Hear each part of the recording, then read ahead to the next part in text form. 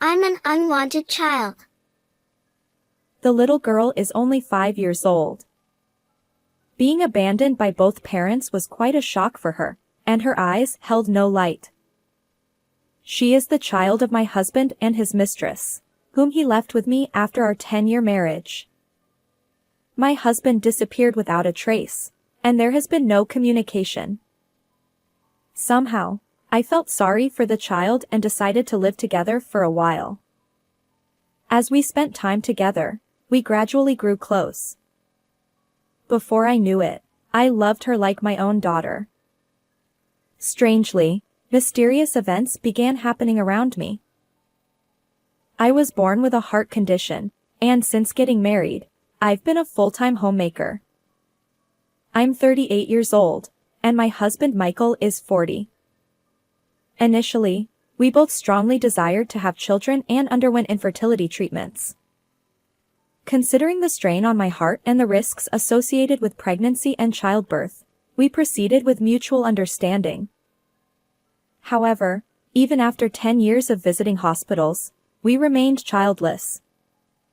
Michael suggested, "We're both getting older. Maybe we should stop trying. I worry about your health too." He was right. We had aged beyond the optimal childbearing years. Additionally, due to his job as a systems engineer, Michael traveled frequently, spending only a few days at home each month. The chances of pregnancy were already extremely low. We eventually gave up on treatments and began contemplating a future as a childless couple. But as we resigned ourselves to this reality, a shadow fell over our marriage. Michael's business trips increased, and his attitude toward me grew colder. "Hey, I said I hate these dishes." Oh. Did you? I apologize. "Honestly, sometimes you should cook proper meals when I'm home. I'm eating out." He'd toss his meal into the trash right in front of me. Initially, I thought it was just work stress, but his consistently irritable behavior wore me down. "You can't even have kids." He'd say whenever something went wrong. Perhaps he simply wanted to belittle me for any reason. He knew those words hurt me the most. Eventually, I found myself relieved on the days when Michael didn't come home. One day, amidst those melancholic days, an event occurred that would dramatically alter my life. Who? I wondered as I returned from shopping, finding an unfamiliar girl waiting alone inside our home. I'm Emma. She introduced herself matter-of-factly, neither crying nor smiling, simply awaiting my next words. So, Emma. Why are you here? I asked, bewildered. In stark contrast to my confusion, Emma calmly replied, Dad told me to start living here today. Her unwavering composure somehow put me at ease. Who's Dad? Michael. Is it this person? Pointing to a photo of my husband and me displayed in our home, she confirmed his identity. Dad left a letter, Emma said, gesturing toward the table. I looked and found a note he'd left behind. It lacked any detailed explanation, containing only the words, "Please take care of her for a while." Utterly baffled, I tried contacting Michael, but he remained unreachable. Upon closer inspection, I noticed most of his belongings were gone from the house. I gradually began to understand the situation and, at the same time, turned pale. Do you know where Daddy went? I don't know. He disappeared with Mom. I'm an unwanted child. The mention of the mom caused me to collapse. He had an affair behind my back, and this child is the secret child of my husband and his mistress. In that moment of realization, everything went dark. How old are you? I'm 5 years old. Hearing her words, A mix of embarrassment and laughter welled up within me. If Emma is 5, then Michael must have been having an affair for at least 5 years. How could I have been so oblivious for such a long time? Perhaps his recent change in attitude, like suggesting we stop infertility treatments after 10 years, wasn't about concern for my health but rather his growing aversion to our relationship. Are you okay? Seeing me fall silent, Emma seemed worried and spoke up. I'm sorry. It's okay. My name is Olivia. Nice to meet you. I couldn't keep lamenting in front of a 5-year-old, so I made an effort to act cheerfully. As I looked at her, I noticed that Emma didn't have any belongings with her. The only clue to her identity was a photo of her and her mother tucked into her pocket. She told me her mother's name, pointing to the woman in the photo. This person is Mommy. Could this woman be my husband's mistress, the one who abandoned Emma and ran away with him? While it might be typical to consult the appropriate authorities to determine the mistress's identity and seek child protection, even knowing this, I found myself torn about whether I should abandon little Emma right in front of me. Abandoned by her biological parents and abruptly brought to a stranger's home, how would she feel if she were sent somewhere else again? Think of it as taking care of Michael's child. After much deliberation, I reluctantly convinced myself. And so began the strange coexistence of Michael's secret child. Olivia, the bath is ready. I made sure the water is warm enough. Thank you. Emma, you're amazing. You've already learned that too. Initially, she only answered when asked, but as we lived together, we gradually grew close. Emma was exceptionally bright and quickly picked up everyday tasks, even assisting me. Olivia, you should buy this. Why? Just a feeling. I think something good might happen. Living with Emma, I often received these small pieces of advice. Without any apparent reason, she would whisper suggestions like, Do it this way. Or, Try that. Strangely, whenever I followed her advice, things worked out well. I don't know why, but maybe she has a mysterious ability to see the future. I thought. Initially, it was out of sympathy, but after 6 months, I couldn't imagine life without her. Despite no blood connection, I had come to think of Emma as my own daughter. Just at that moment, a divorce certificate with my husband's signature arrived. When I saw it, I felt no particular emotion. I had no attachment to a man who had an affair, fathered a child, and then abandoned that child. I promptly began the necessary procedures to settle things with Michael. I don't care about the divorce, but I'll definitely claim alimony from both of you. I resolved. First, I attempted to identify the mistress's identity. Checking my husband's family register, I found Emma's name and the mistress's name listed under the acknowledgement section. Huh? What does this mean? However, I discovered an unexpected truth. Faced with Michael's selfishness and malice, I felt that ordinary retribution wouldn't suffice. I decided to thoroughly corner my husband. Olivia, you know. Just then, as if perfectly timed, Emma offered me some advice. About a month later, my husband suddenly returned home. It had been several months since we last saw each other, and he looked utterly disheveled. His complexion was pale, his beard and hair unkempt, and it seemed he hadn't changed clothes in a while. Maybe you should take a bath first? I suggested. But my husband's response was far from grateful. He shouted, Where's my daughter? Give her back. Why are you here? And why the attitude?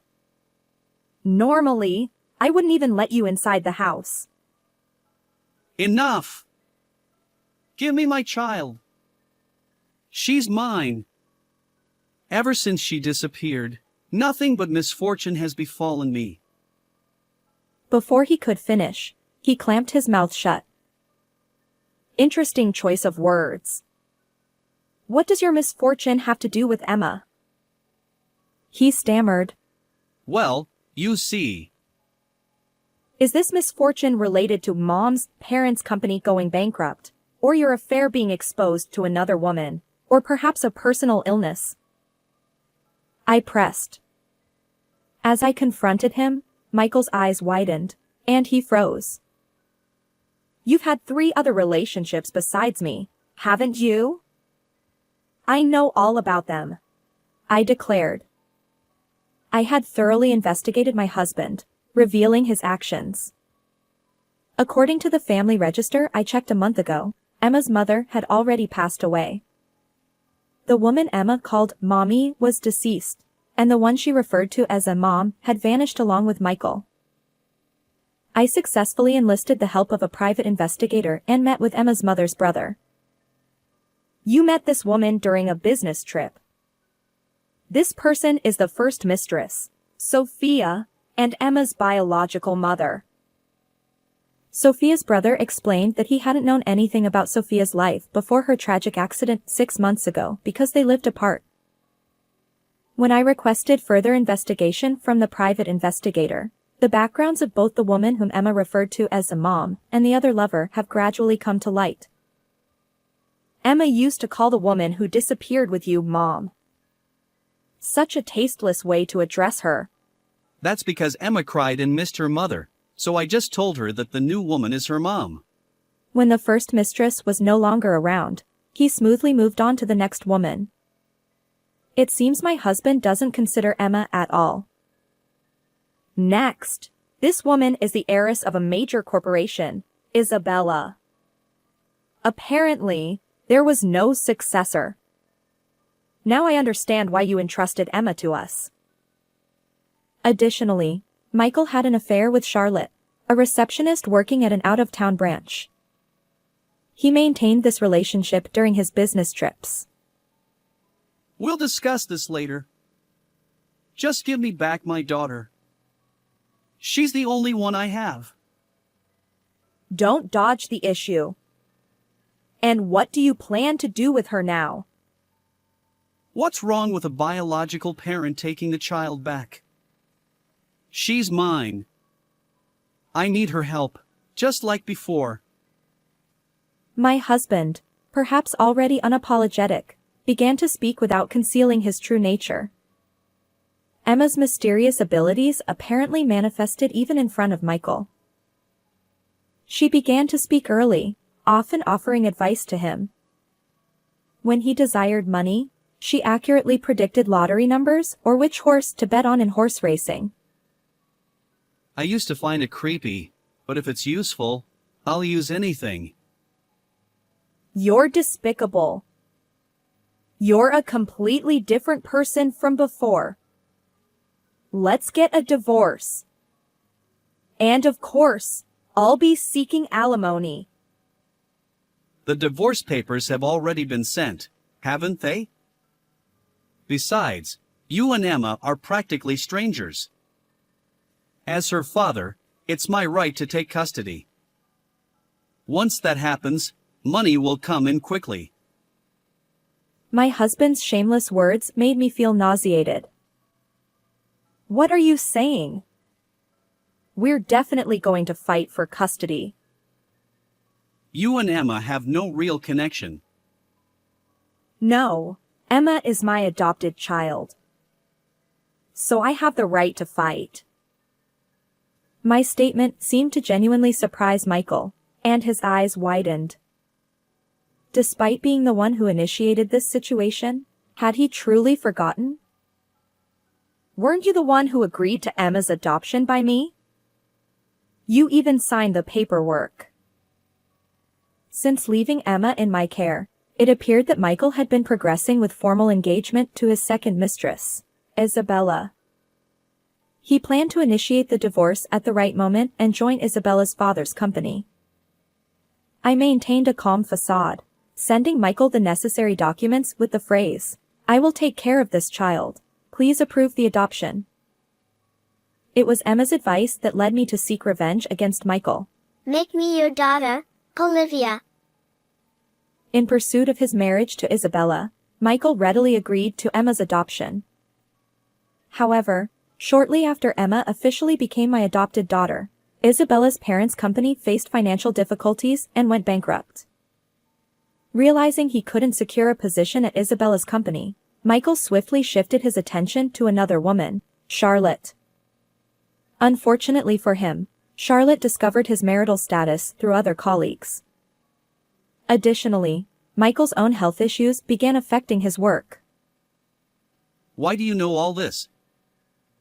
As he realized I was privy to every detail, Michael trembled. It was a culmination of the private investigator's work, my personal research, and Emma's advice, all coming together to reveal the truth. Emma's mother's brother, Isabella's family, and even Charlotte's family, all of them know about this. Someone else, not just me, will come forward to sue you. There's no escaping it, I asserted, emphasizing each word. Michael's face contorted as he realized the depth of his predicament. Then, in the next moment, he broke down in tears. I didn't want to give up. Children, status, and the allure of being a man. With you alone, I couldn't achieve anything, could I? Then you should have severed ties with me. You could have played around as much as you wanted. Thinking you could get only what you wanted without losing anything is naive. Finally, he apologized. But in that vulnerable moment, he revealed a disturbing, half-mad laughter. So, let's raise my daughter together. As he uttered those unthinkable words, goosebumps crawled across my skin. What are you saying? Well, you're a stay-at-home wife, right? You have health issues, and raising a child will cost more and more. You can't do it alone. No. I'm already working, earning enough to comfortably support both myself and my child. You may not know, but I've been studying web design, video editing, and programming.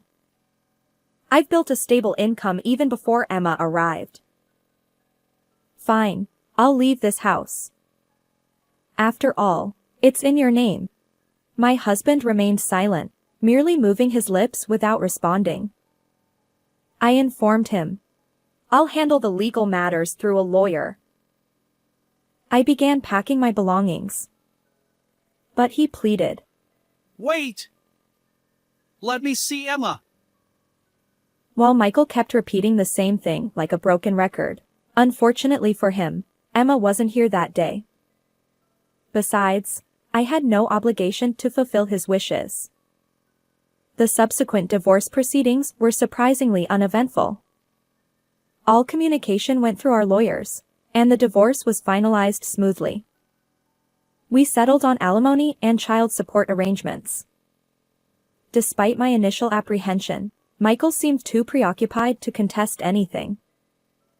As for his second and third mistresses, they apparently didn't know about his marital status, and he is facing legal consequences for fraudulent relationships with each of them. Rumors spread like wildfire at his workplace. Unable to quit due to the need to pay alimony, and with deteriorating health, it truly feels like hell. I moved to a distant town with Emma, my newfound daughter, and started a new life. Her mysterious abilities remain intact. Whenever I'm troubled, she subtly comes to my aid. I look forward to continuing our happy life together. How did you find this story? Don't forget to subscribe to the channel.